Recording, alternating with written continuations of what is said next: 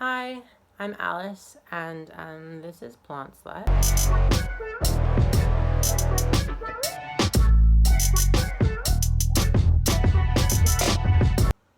Today is just gonna be a quick little video, little update. I was going to do a Hoya video, and I did film it after the last video, but I was drunk, so I missed a lot of information, and also a couple of plants. Just skipped right over them. So I'm gonna work on that. And for now, here's this video. So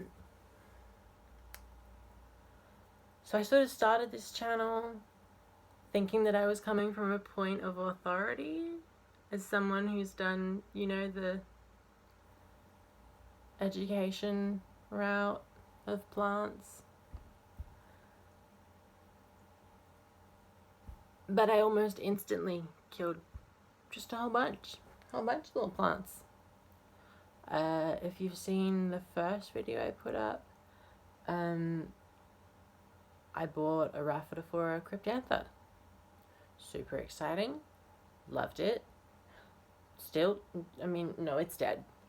It is 100% dead.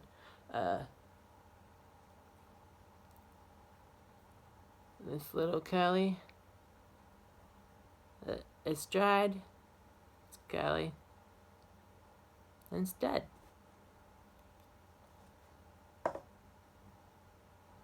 This is, I'm gonna take it out. I don't know if you can tell, but it's my Cissus discolor. And I think this top internote is dead. Possibly the next one. Dry and crispy. The next one's a bit of a happier note. We've got Begonia bravuramosa exotica, which honestly it looks a lot worse than it is. The stem is still super juicy.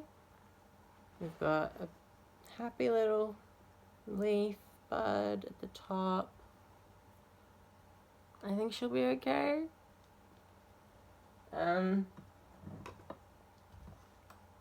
Yeah, so I just wanted to honestly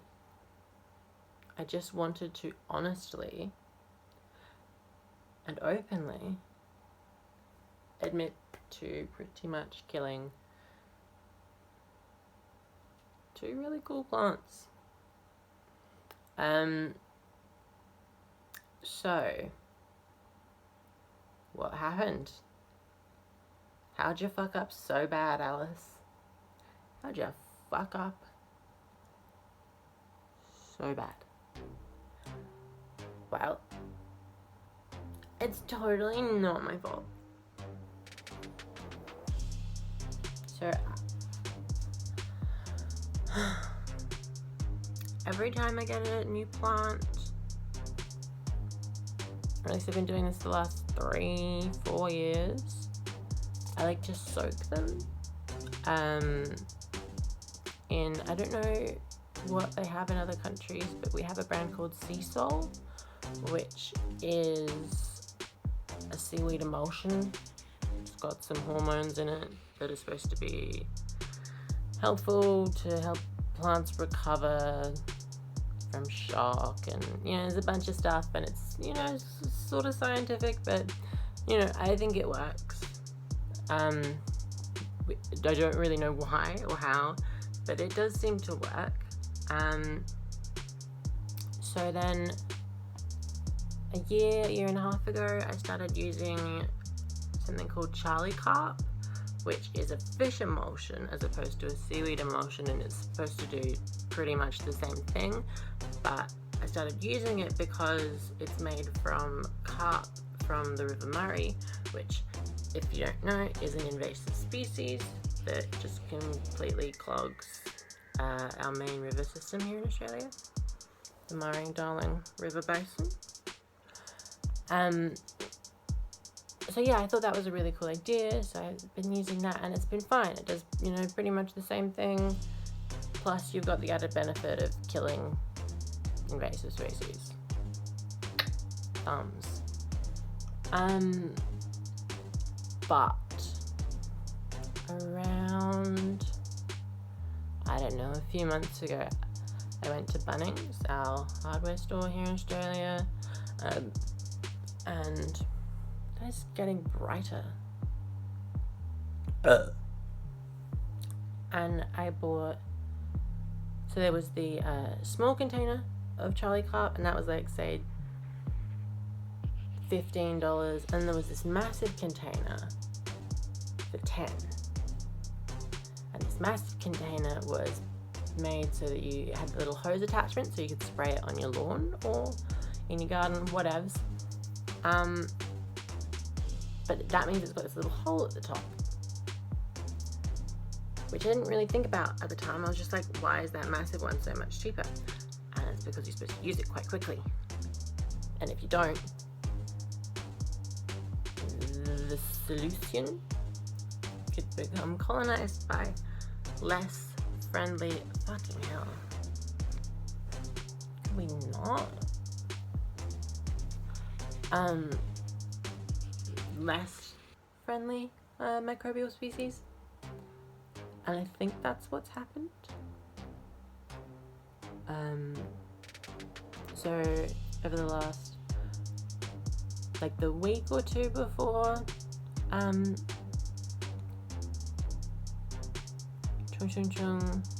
before these plants came, or the Raphidophora came, I had noticed a different smell. Normally, either sea sole or Charlie Carp, they stink like sewage. But it had started to have this sort of alcohol-y, sort of chemical-y smell. And I was like, I don't know what's going on there, but I'll just keep using it.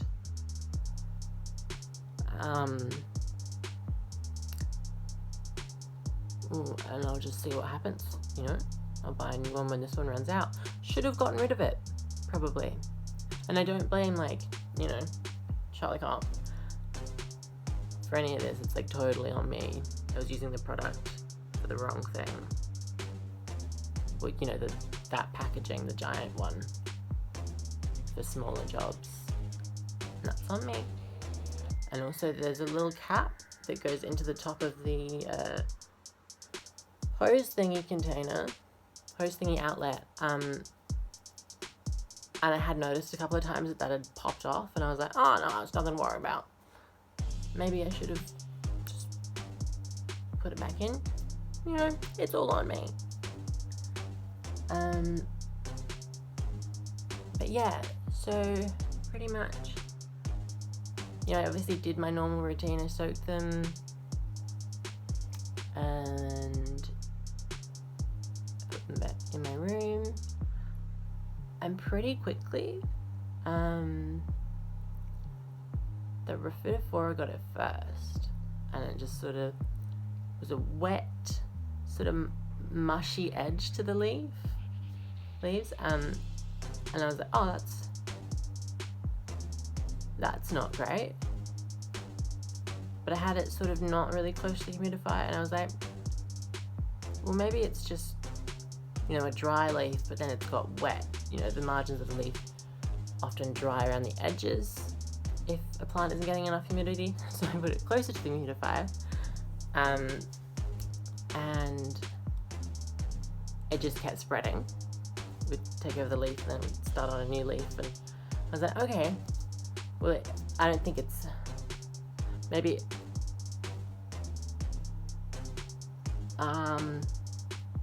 what else did I do? Oh, I'd been spraying with, what have we got? Hydrogen peroxide normally does the trick. H2O2, hydrogen peroxide, great stuff. Normally, not for this particular infection, did pretty much nothing. So it was quite an aggressive infection. I think it was a bacterial infection, just based on the it was a wet rot essentially, and the margins weren't the margins of the actual infection area weren't sort of dappled at all. It was quite firmly working its way through, not like getting in a little bit, breaking it down, getting it in, breaking down. It was quite a what do you call it?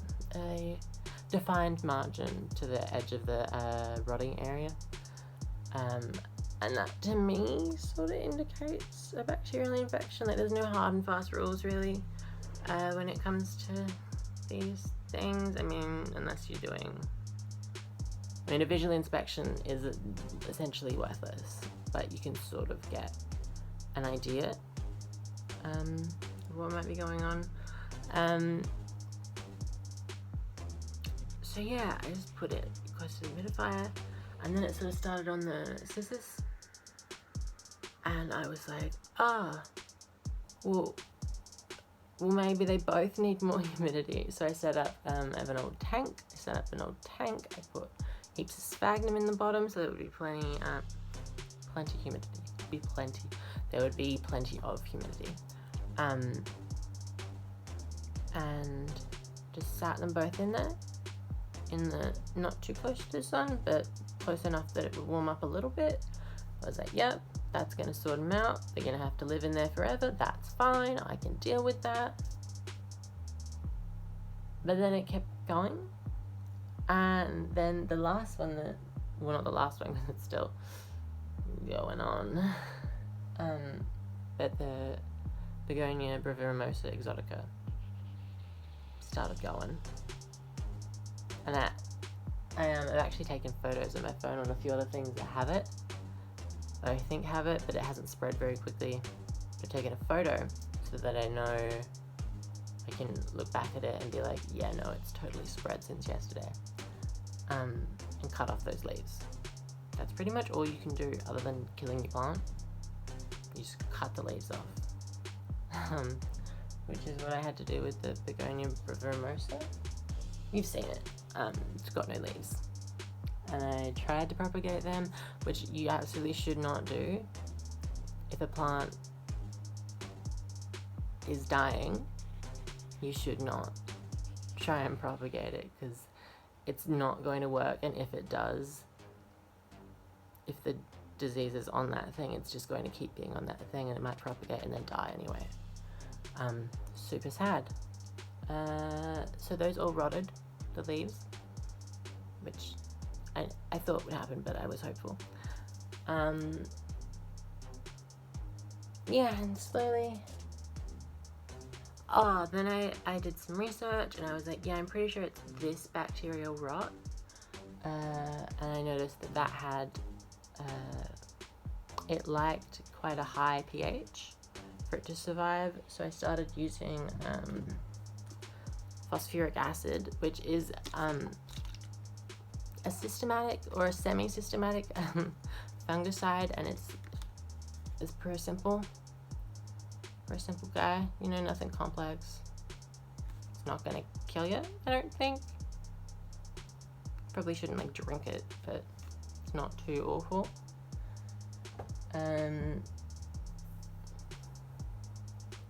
Yeah, so I started using that to sort of raise the pH so that it might disrupt the life cycle. And I tried a lot of stuff.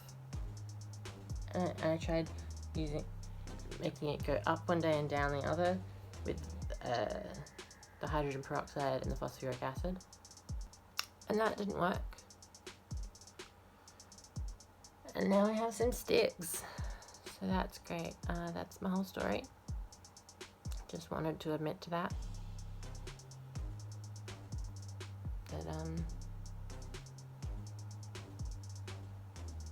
Yeah, even though I think I know what I'm doing, I still killed some plants. Some really good ones too. Yeah, that's all. Should be a Hoya video. around. Have a great COVID. And catch you on the flip side. Bye. Okay, so I just quickly want to mention where else I'm seeing it.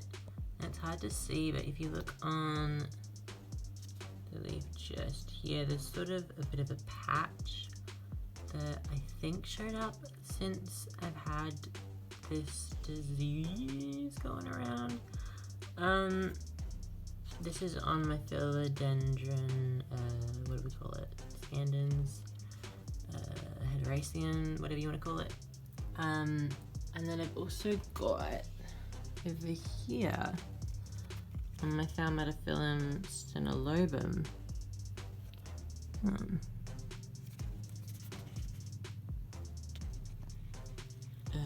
This sort of patch, and it's moved a lot quicker, a lot slower on these two. It's sort of been there for maybe a week and it isn't really doing too much.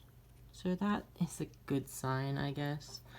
I also think I had it on a leaf on this Begonia Morris Amy, which I cut off so you cannot see it. But yeah, and in terms of what I could be doing to stop it is first, cut the leaves off. Second, remove plants. And third, I could like space things out a whole lot more, which just isn't going to happen, you know. It's just so unlikely. But those are things that I would recommend for other people to do. Certainly I should be fucking quarantining this motherfucker. But, you know, that bit isn't touching another plant right now, so I'm lazy. And also, I think he looks good there. That's an idiotic reason, but, yeah. That is the end, and I will catch you next time. Bye.